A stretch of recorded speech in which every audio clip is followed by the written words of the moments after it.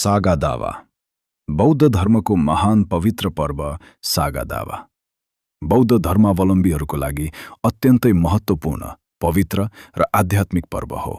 यो पर्व भगवान गौतम बुद्धको जीवनसँग सम्बन्धित 3 महान घटनाहरू जन्म, बुद्धत्व प्राप्ति, ज्ञान प्राप्ति र महापरिनिर्वाणको स्मरणमा मनाइन्छ। विशेष गरी तिब्बती बौद्ध परम्परामा सागा दावा महिनालाई पुण्यको महिना मानिन्छ। यस अवधिमा गरिएको राम्रो कर्म, दान, पूजा, प्रार्थना, करुणा र सेवाको फल हजारौं गुणा बढी प्राप्त हुने विश्वास गरिन्छ।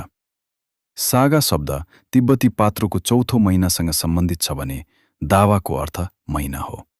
त्यसैले सागा दावा भनेको तिब्बती पात्रो अनुसारको पवित्र महिना हो।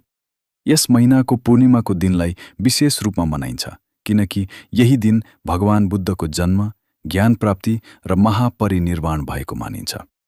यो दिन संसारभरका बौद्ध धर्मावलम्बीहरूले दीप प्रज्वलन, पूजा, ध्यान, मन्त्रजाप, दान तथा मानव सेवाका कार्य गरेर श्रद्धापूर्वक मनाउने गर्दछन्। भगवान बुद्धको जीवन र सागा दावाको सम्बन्ध भगवान गौतम बुद्धको जन्म नेपाल स्थित लुम्बिनीमा राजा शुद्धोधन र रानी मायादेवीका पुत्रको रूपमा भएको थियो। जन्मपछि उहाँलाई सिद्धार्थ गौतम नाम दिइएको थियो।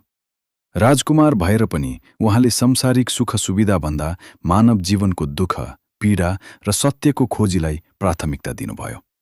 29 वर्षको उमेरमा उहाँले दरबार त्याग गरेर सत्यको खोजीमा कठोर तपस्या गर्नुभयो।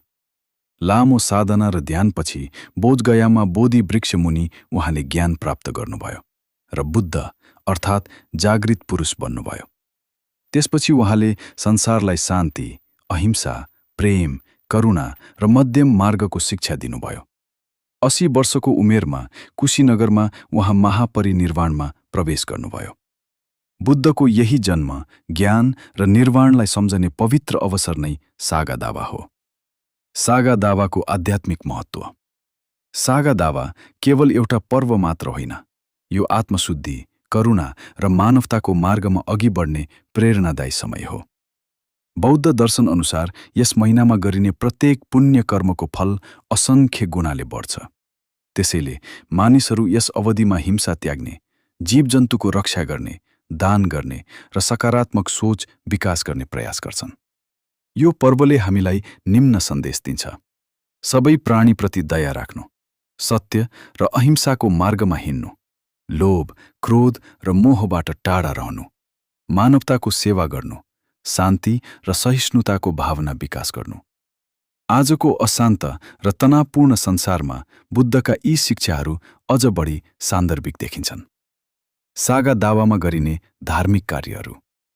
सागा दावा महिनाभर विभिन्न धार्मिक तथा सामाजिक कार्यहरू गरिन्छ। तीमध्ये केही प्रमुख कार्यहरू यस प्रकार छन्। पूजा तथा प्रार्थना। बौद्ध गुम्बा, स्तूप र विहारहरूमा विशेष पूजा गरिन्छ।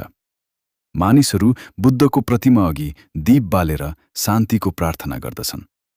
मन्त्रजाप र ध्यान, ओम मणि पद्मे हुँ जस्ता मन्त्रहरूको जाप गरिन्छ। ध्यान मार्फत मनलाई शान्त र सकारात्मक बनाउने प्रयास गरिन्छ। दान तथा सेवा। गरिब, असहाय र बिरामीलाई भोजन, वस्त्र तथा आवश्यक सामग्री वितरण गरिन्छ। दानलाई ठूलो पुण्यको काम मानिन्छ। जीव रक्षा। कतिपय स्थानमा पिंजराबाट चराचुरुङ्गी मुक्त गर्ने, जनावरको रक्षा गर्ने तथा हिंसा नगर्ने सङ्कल्प गरिन्छ। तीर्थयात्रा। बौद्ध धर्मावलम्बीहरू लुम्बिनी, बौद्धनाथ, स्वयम्भूनाथ, बोधगया लगायत पवित्र स्थलहरूको दर्शन गर्न जान्छन्।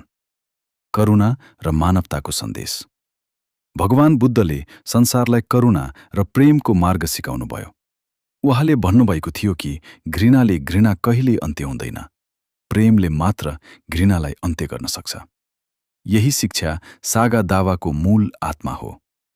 आज समाजमा द्वन्द्व, हिंसा, लोभ, स्वार्थ र असहिष्णुता बढिरहेको अवस्थामा बुद्धको शिक्षा अत्यन्त आवश्यक देखिन्छ।